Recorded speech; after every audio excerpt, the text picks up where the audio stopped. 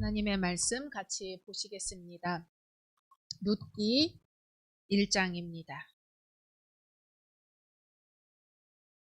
룻기 1장 15절에서 18절 말씀입니다. 룻기 1장 15절에서 18절 말씀까지 한 절 한 절 교독하겠습니다. 나오미가 또 이르되 보라 내 동서는 그의 백성과 그의 신들에게로 돌아가나니 너도 너의 동서를 따라 돌아가라 하니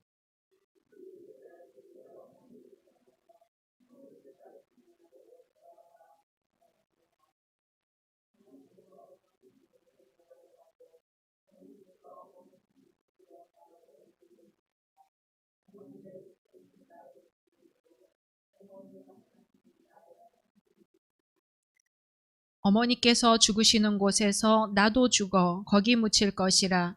만일 내가 죽는 일 외에 어머니를 떠나면 여호와께서 내게 벌을 내리시고 더 내리시기를 원하나이다 하는지라. 나오미가 룻이 자기와 함께 가기로 굳게 결심함을 보고 그에게 말하기를 그치니라. 아멘. 요한복음 12장 24절입니다. 요한복음 12장 24절 한 절 말씀 한 목소리로 봉독하겠습니다. 내가 진실로 진실로 너에게 이르노니 한 알의 밀이 땅에 떨어져 죽지 아니하면 한 알 그대로 있고 죽으면 많은 열매를 맺느니라. 아멘. 오늘 함께 예배 드리시는 모든 성도님들을 주님의 이름으로 환영하고 축복합니다. 우리 사도행전교회 핵심 가치 함께 선포하겠습니다. 오직 예수, 오직 복음, 오직 교회, 오직 하나님의 나라. 아멘. 올해 받으신 약속의 말씀 같이 암송하시겠습니다. 시편 52편.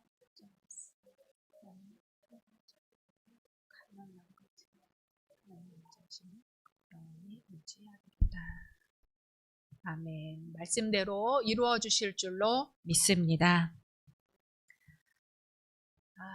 매주 설교를 제가 했잖아요. 그런데 오늘은 이상하게 막 마음이 처음 올 때와 같이 떨립니다. 오늘은 우리 예수님께서 이 땅에 한 알의 밀알이 되도록 부르신 사람들에 대해서 이야기를 나누려고 합니다. 하나님의 은혜 가운데 지난 주일 원로 목사 추대식과 담임 목사 취임식을 은혜 중에 마쳤습니다. 하나님께 감사드립니다. 우리가 하나님 앞에 헌신한다는 말을 쓰잖아요. 헌신은 몸과 마음을 바쳐 있는 힘을 다한다. 국어사전에 보니까 그렇게 나와 있어요. 우리 열린 성도님들 이번에 정말로 몸과 마음을 바쳐 있는 힘을 다 하셨습니다. 우리 성전에 성도님들의 마음길, 손길 닿지 않은 곳이 없는 것 같습니다. 제갈공명이 한민족 공약법이라는 글을 남겼다는데요. 동이족은 똘똘 뭉쳐 싸우고 삼변이 바다고 산이 험준해서 대군이 쳐들어가도 이기기 힘들다고 그 옛날에 기록했다고 합니다. 동이족을 이기려면 내부 분열을 유도하는 수밖에 없다. 그렇게 말했습니다. 이번에 대단히 큰 행사였습니다. 중국 100만 대군이 쳐들어와도 물리칠 만큼 우리가 하나 되어 교회를 돌보고 섬기고 하나님께 영광을 돌린 것 같습니다. 우리 하나님께 영광의 박수 한번 돌려드릴까요? 감사합니다.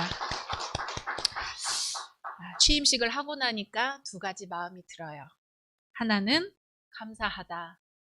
다른 하나는 허전하다.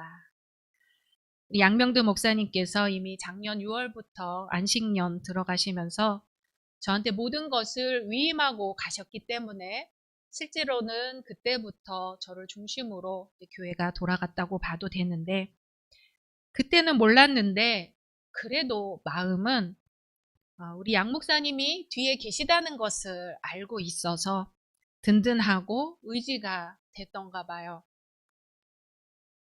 취임식이 끝나고 어이구 우리 목사님 이제 진짜로 은퇴하고 가시는구나 싶으니까 허전한 마음이 들더라고요.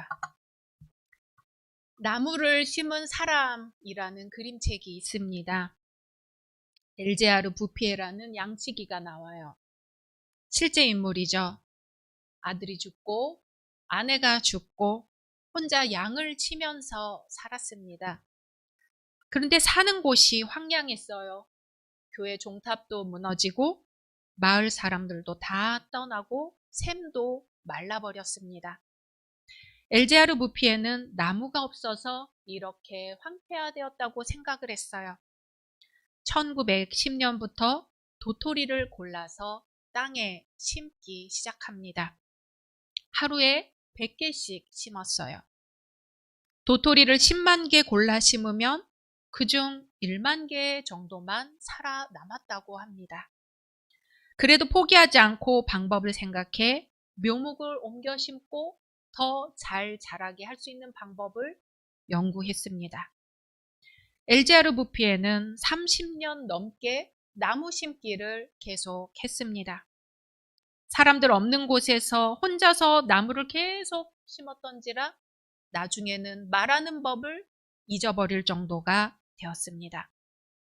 그래서 사람을 만나도 대화하기가 어렵고 무뚝뚝해 보이기도 했습니다.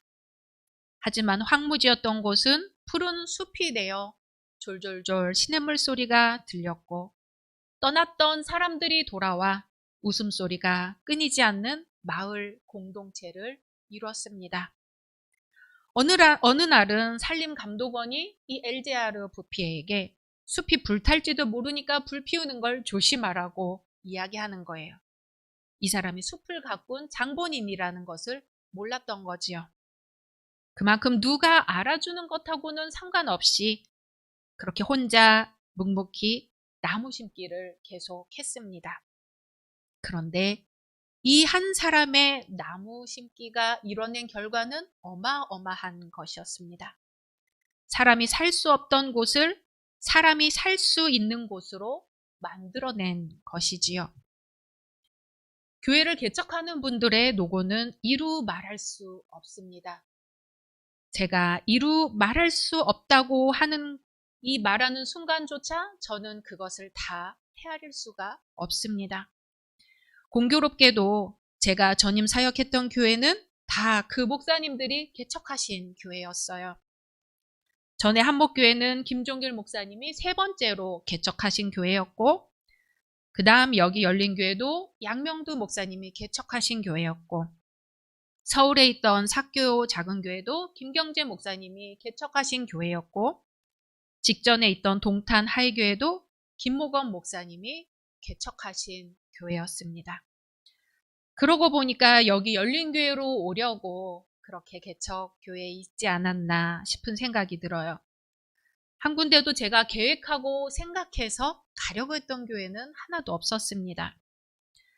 개척교회에 있어 보니까 개척하는 목사님 가정도 중요하지만 초기에 목사님 옆에서 같이 힘을 내주는 가정들이 있어요. 개척교회는 정말 바닥에서부터 시작하기 때문에 너무나 쉽게 지치고 너무나 쉽게 좌절할 환경이 계속해서 몰아닥쳐 옵니다. 그런데 초기에 함께하는 가정이 있어요. 동탄하교에서도 보니까 그 두 가정이 있어서 목사님이 흔들릴 때마다 마음이 다잡아지고 기도하면서 승리하고 이겨나가게 되더라고요.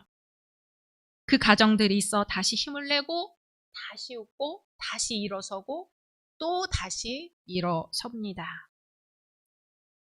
제가 자세한 상황은 잘 모르지만 우리 열린교회 초기에 목사님 가정을 도와서 아론과 풀처럼 버팀목이 되었던 가정이 있었던 것 같습니다. 우리 양명호 권사님, 주병순 집사님 가정, 또 우리 양명춘 권사님, 또 김관태 집사님 가정을 우리가 잊을 수 없을 것 같습니다. 또 제가 모르는 초기에 정말 중요한 가정들이 있었을 것입니다. 한 알의 씨앗이 땅에 떨어져 뿌리를 내린다는 것이 그만큼 힘이 듭니다. 나무가 버틸 수 있는 건 보이지 않는 땅 속에서 뿌리끼리 엉켜서 서로를 지탱해 주기 때문이라고 하지요. 그뿐만 아니에요. 눈에 보이게 올라오기까지 또 한참 오래 걸립니다. 엘자르 부피에가 정성 들여 도토리를 골라 10만 개를 심으면 싹이 트는 게 그 중에 10분의 1밖에 되지 않았다고 합니다. 그마저도 다 자라지 못하는 것이 다반사였어요. 그럼에도 포기하지 않고 나무 심기를 계속 하는 거지요. 엘제아르 부피에가 89세의 나이로 숨을 거두었을 때 이 사람을 아는 사람들은 생각했습니다. 이렇게 숲을 가꿔준 이 사람에게 참 고맙다. 그리고 나무 심기를 계속했던 이 사람이 떠나서 허전하다. 있을 땐 몰랐지만 떠나고 나서야 그동안 내가 의지하고 있었구나 하고 깨닫는 경우가 있습니다. 부모라는 존재가 그렇지요. 계실 땐 그저 항상 계시겠거니 생각하다가 떠나고 나서야 무엇으로도 메울 수 없는 그 허전함을 느끼게 되는 거지요. 편찮으셔서 내가 다 수발 들고 도운 것 같았는데 가시고 나서 보니까 계시는 존재 자체가 천상과도 같이 의지할 곳이 없다는 것을 그제서야 깨닫게 되는 겁니다. 이것을 빨리 깨달았던 사람이 있어요. 바로 오늘 말씀에 나온 룻입니다. 이스라엘 땅에 기근이 들었어요. 이 기근이 전쟁 탓인지 가뭄 탓인지 우리는 알 수 없지만 기근이 들어서 저 이방 땅 모압으로 한 가족이 이사를 갑니다. 한 남자가 아내와 두 아들을 데리고 가요. 남자의 이름은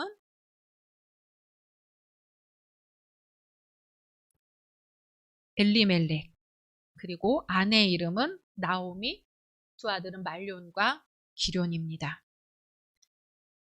기근 때문에 고향을 떠난다는 이 상황은 마치 일제시대 고향을 등지고 만주로, 시베리아로, 또 하와이로 떠나는 것을 생각나게 합니다.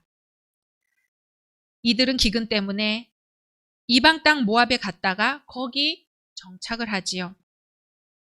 우리 선조들이 일제 때 만주, 시베리아, 하와이로 떠나서 얼마나 척박한 땅에서 고생을 했는지는 우리가 드라마나 소설을 통해서 조금 이해할 수 있습니다. 그런데 3절에 보니까 가장인 엘리멜렉이 갑자기 죽어요. 우린 이유를 또 알 수 없습니다. 그저 외국에 가서 고생하다가 그렇게 되지 않았을까 추측할 뿐입니다. 가장이 죽었을 때 아이들의 나이가 얼마인지는 알 수 없어요. 남편 없이 여인 홀로 두 아이를 데리고 이방 땅에서 살았던 이 나오미의 속 타는 심정을 그 누가 헤아릴 수가 있을까요? 나오미가 고향 땅에 돌아와서 이웃들에게 하는 말이 이렇습니다. 나를 기쁨이라는 뜻의 나옴이라고 부르지 말고 괴로움이라는 뜻의 마라라고 부르시오. 이방 땅에서 자식들을 데리고 사는 것이 얼마나 고단하고 힘든 일이었는지 우리가 짐작이 되는 대목입니다. 시간이 흘러 두 아들이 성장하여 모압 땅에서 두 며느리를 맞이합니다. 첫째는 오르바, 둘째는 룻입니다. 그런데 남편도 죽고 시간이 지나서 결혼한 지 10년 정도밖에 안 지났는데 또 두 아들이 죽게 되었어요. 나오미는 두 며느리와 살아야 될 형편이 된 거지요. 일이 이쯤 되자 나오미는 안 되겠다. 나는 고향으로 돌아가야겠다. 하지만 너희들은 이 모압 땅이 고향이니 여기에서 계속 살아라 하고 이야기를 하죠. 근데 이때 두 며느리가 시어머니와 함께 가겠다고 만류를 합니다. 하지만 나오미는 말합니다. 룻기 1장 8절 9절 같이 읽어보겠습니다. 시작. 나오미가 두 며느리에게 이르되 너희는 각기 너희 어머니의 집으로 돌아가라. 너희가 죽은 자들과 나를 선대한 것 같이 여호와께서 너희를 선대하시기를 원하며 여호와께서 너희에게 허락하사 각기 남편의 집에서 위로를 받게 하시기를 원하노라 하고 그들에게 입 맞춤에 그들이 소리를 높여 울며. 아멘. 이것이 나오미의 솔직한 심정이었어요. 피 한 방울 섞이지 않은 이방 여인을 며느리로 맞아 10여 년간 가족처럼 지내면 됐지. 이제 자기가 처음 이방 땅 모압에서 고생했던 것처럼 이 모압 며느리들을 다시 한번 이스라엘로 데려가 고생을 시킬 필요가 없는 거였어요. 하지만 두 며느리는 부득불 시어머니를 따라가겠다고 우깁니다. 아니니이다. 우리는 어머니와 함께 어머니의 백성에게로 돌아가겠습니다. 하지만 나오미는 계속해서 만류합니다. 우리 12절, 13절 같이 읽어보겠습니다. 시작. 내 딸들아 되돌아가라. 나는 늙었으니 남편을 두지 못할지라. 가령 내가 소망이 있다고 말한다든지 오늘 밤에 남편을 두어 아들들을 낳는다 하더라도 너희가 어찌 그들이 자라기를 기다리겠으며 어찌 남편 없이 지내겠다고 결심하겠느냐. 내 딸들아 그렇지 아니하니라. 여호와의 손이 나를 치셨으므로 나는 너희로 말미암아 더욱 마음이 아프도다 하매. 아멘. 두 며느리는 시어머니의 간곡한 만류에 함께 울었습니다. 드디어 큰 며느리는 작별 인사를 하고 떠났습니다. 그러나 둘째 며느리 룻은 그렇지가 않았어요. 나오미는 또다시 타이릅니다. 15절 읽습니다. 나오미가 또 이르되 보라 네 동서는 그의 백성과 그의 신들에게로 돌아가나니 너도 너의 동서를 따라 돌아가라 하니. 아멘. 하지만 룻은 이 유명한 말을 남기며 시어머니와 함께 길을 떠납니다. 16절 읽습니다. 시작. 룻이 이르되 내게 어머니를 떠나며 어머니를 따르지 말고 돌아가라. 강권하지 마옵소서. 어머니께서 가시는 곳에 나도 가고 어머니께서 머무시는 곳에서 나도 머물겠나이다. 어머니의 백성이 나의 백성이 되고 어머니의 하나님이 나의 하나님이 되시리니. 아멘. 이로써 룻의 철저한 신앙과 희생 정신은 길이길이 빛나게 되었습니다. 이 일로 룻은 보아스와 결혼해 다윗 왕의 증조 할머니가 됩니다. 룻의 이름은 예수님의 족보에까지 실려 있습니다. 그렇다고 해서 룻의 삶이 그렇게 호락호락하지는 않았습니다. 먹을 게 없었거든요. 룻은 이삭을 주어 어머니 나오미와 간신히 연명해 살았습니다. 룻이 보아스를 만나는 장면은 이삭을 줍는 것과 관련이 있습니다. 우리 밀레의 이삭 줍는 여인들 그림을 한번 보실까요? 한 번쯤 다들 보셨을 겁니다. 3명의 여인이 가을 들판에서 이삭을 줍고 있습니다. 바로 성경의 룻 이야기를 모티브로 그려진 그림이라고 해요. 룻이 나오미를 따라 베들레헴에 와서 먹을 것이 없자 이렇게 이삭을 주우면서 먹고 살았습니다. 구약에서는 추수할 때 떨어진 이삭을 줍지 못하도록 했습니다. 가난한 자와 외국인이 가져가 먹고 살도록 하기 위함이었지요. 이렇게 이삭을 주어 연명하던 중 농장주이자 먼 친척인 보아스를 만나 결혼하고 등남하여 남편의 대를 잇게 됩니다. 나오미가 처음 고향에 돌아왔을 때 동네 사람들에게 나를 기쁨이라는 의미의 나오미라 부르지 말고 괴로움이라는 마라라 부르시오 했지만 마지막 장면은 어떻게 끝이 나는지 한번 볼까요? 룻기 4장 17절 같이 읽습니다. 시작. 그의 이웃 여인들이 그에게 이름을 지어주되 나오미에게 아들이 태어났다 하여 그의 이름을 오벳이라 하였는데 그는 다윗의 아버지인 이새의 아버지였더라. 아멘. 오늘로 말하자면 외국에 나가서 사는 동안 비한국계 며느리를 맞은 상황이지요. 한국의 풍습을 이해하지 못하는 며느리를 볼 때 시부모 입장에서는 소가리를 하는 경우가 종종 있다고 합니다. 자기들끼리 잘 살면 되었지 하다가도 시집이나 친정 쪽에서 방문할 때면 의례 한두 가지 문제가 터지고는 한다고 합니다. 오늘날의 이 같은 상황을 고려해 볼 때 룻의 이야기는 참으로 놀랍습니다. 베들레헴에서 모압으로 또 모압에서 베들레헴으로 이동하는 가족의 이야기지요. 이제껏 지내온 삶의 터전을 완전히 바꾸는 일입니다. 민족과 문화와 풍습, 식생활, 자신이 섬기는 신까지도 다 바뀌는 일이었어요. 아마도 큰 며느리 오르바나 작은 며느리 룻은 나오미가 이젠 너희들 어머니 곁으로 가라 했을 때 아무리 고향 땅이라도 혼자 과부로 살아간다는 게 쉽지 않다고 먼저 생각했을 수 있습니다. 그래도 시어머니가 있고 동서가 있으면 힘든 사람끼리 서로 의지할 수 있을 테니까요.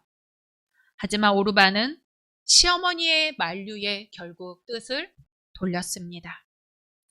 룻은 자기 고향 땅, 자기 고향 사람들을 떠나 시어머니를 따라가는 쪽으로 선택을 합니다. 끝까지 어머니를 섬기는 쪽을 선택한 것이지요. 어쩌면 어머니를 의지하고 싶었는지도 모릅니다. 어쨌거나 젊은 과부였던 룻은 어머니가 섬기는 하나님을 섬기기로 하고 자기에게 익숙한 고향 땅을 떠납니다. 익숙한 사람들과 익숙한 곳을 떠나는 것은 자기 자신을 한꺼풀 벗기는 과정과도 같습니다. 전혀 다른 사람들을 만나고 전혀 다른 언어를 쓰고 전혀 다른 음식을 먹고 전혀 다른 문화 속에서 살아야 합니다. 게다가 아무것도 가진 게 없어요. 하나님만 바라보고 떠나는 길입니다. 룻은 처음에는 시어머니 나오미를 의지했을 것입니다. 낯선 땅에서 그래도 시어머니가 의지가 되었을 거예요. 그런데 시간이 지날수록 어머니 나오미가 룻을 의지했습니다. 심지어 룻은 아기까지 어머니에게 안겨주었어요. 사람들은 나오미에게 아기가 태어났다 하고 축하해주고 함께 기뻐해 주었습니다. 룻의 삶이 아름다운 건 단순히 시어머니를 끝까지 따랐다는 것 이상입니다. 어머니가 섬기는 하나님을 따르기 위해 자기가 완전히 사라지는 경험을 감내했다는 것이죠. 내가 없어져요. 내 의지가 없어져요. 겉보기에는 어머니를 따라가는 것 같았지만 사실은 하나님을 따라간 인생이었습니다. 하나님을 향해 자기의 전부를 내려놓았습니다. 그랬더니 전부가 돌아왔어요. 전부 이상이 돌아왔습니다. 남편이 죽고 없는데 수원법에 따라 남편 역할을 해줄 사람이 생겼어요.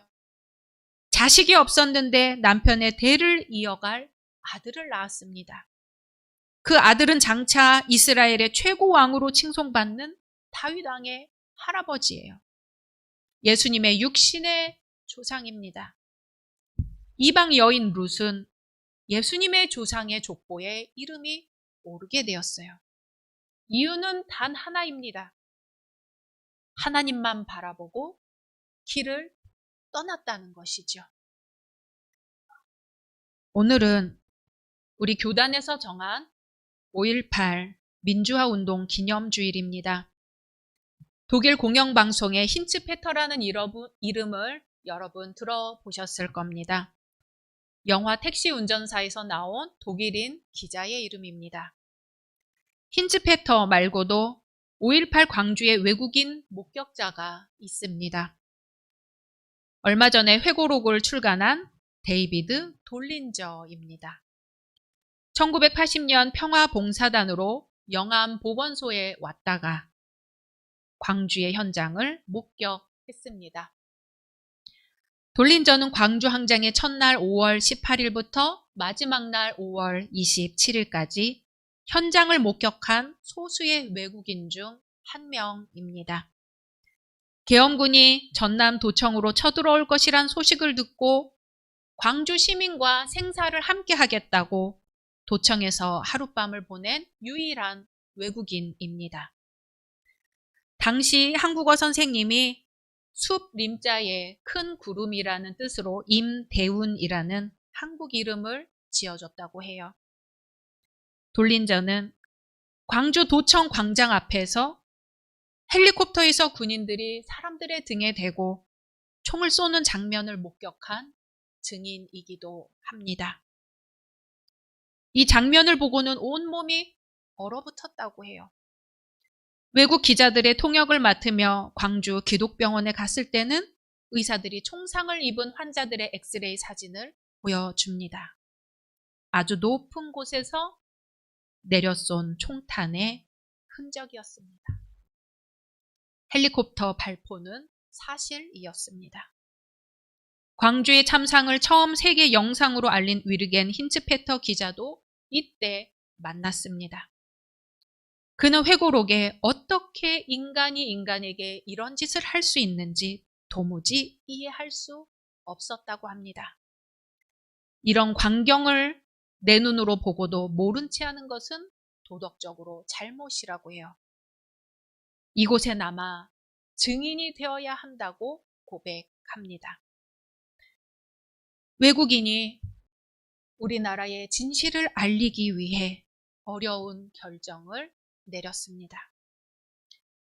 당시 계엄군에 맞서 시민들을 지키기 위해 젊은이들이 나가서 싸웠습니다. 우리 기장 교단뿐만 아니라 광주의 많은 성도들이, 그 중에서도 많은 어머니들이 나가서 몰래 주먹밥을 해서 젊은이들에게 나누어 주었습니다. 우리 양명두 목사님, 엘제하르 부피의 룻, 5.18의 영령들, 데이비드 돌린저, 힌츠페터와 같이 기꺼이 하늘의 미랄이 되려고 했던 이들을 잊을 수 없고 잊어서는 안 됩니다. 최선을 다해 진리에 다가서려고 했습니다. 우리는 그 진리가 뭔지 알지요? 바로 예수 그리스도입니다. 예수님은 하늘의 밀이 땅에 떨어져 열매 맺는 것이 무엇인지 주님의 삶으로, 주님의 죽음으로, 주님의 부활로 보여주셨습니다. 그리고 말씀하셔요. 자기의 생명을 사랑하는 자는 잃어버릴 것이요. 이 세상에서 자기의 생명을 미워하는 자는 영생하도록 보전하리라. 아멘. 억지로는 안 되는 일이죠. 하지만 이대로 이렇게 살아선 안 되겠다 마음먹어지는 순간이 있습니다. 성령님이 우리에게 용기를 주시고 힘을 주시는 그 순간이 있어요. 그때 우리는 기꺼이 주님을 따를 수 있습니다. 하늘의 미랄이 되기 위해서가 아니라 주님의 뒤를 따르다 보니 하늘의 미랄이 되는 거지요. 그리고 자신도 모르게 어느 순간 열매를 맺게 되는 것입니다. 우리 열린교회에서 주님을 따르는 주님의 제자가 많이 나오기를 소망합니다. 주님의 말씀입니다. 내가 진실로 진실로 너희에게 이르노니 한 알의 밀이 땅에 떨어져 죽지 아니하면 한 알 그대로 있고 죽으면 많은 열매를 맺느니라. 아멘. 같이 침묵으로 기도하시겠습니다.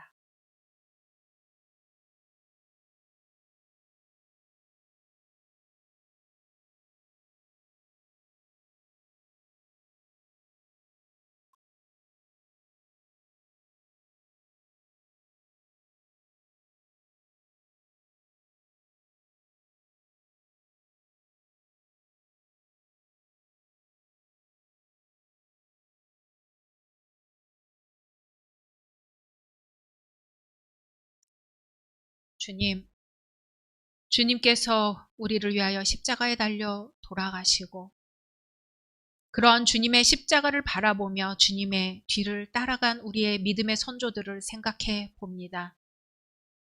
이들이 걸어간 그 길 때문에, 기꺼이 걸어간 그 길 때문에 지금 우리가 이 자리에 있음을 고백합니다. 주님, 이 시간 저희도 주님의 뒤를 따라가기를 소망합니다. 연약한 저희의 믿음을 불쌍히 여겨 주시옵시고 성령님께서 힘 주시고 용기를 허락하여 주셔서 저희도 주님의 뒤를 따라가는 주님의 제자가 되게 하여 주시옵소서. 예수님의 이름으로 기도드립니다. 아멘.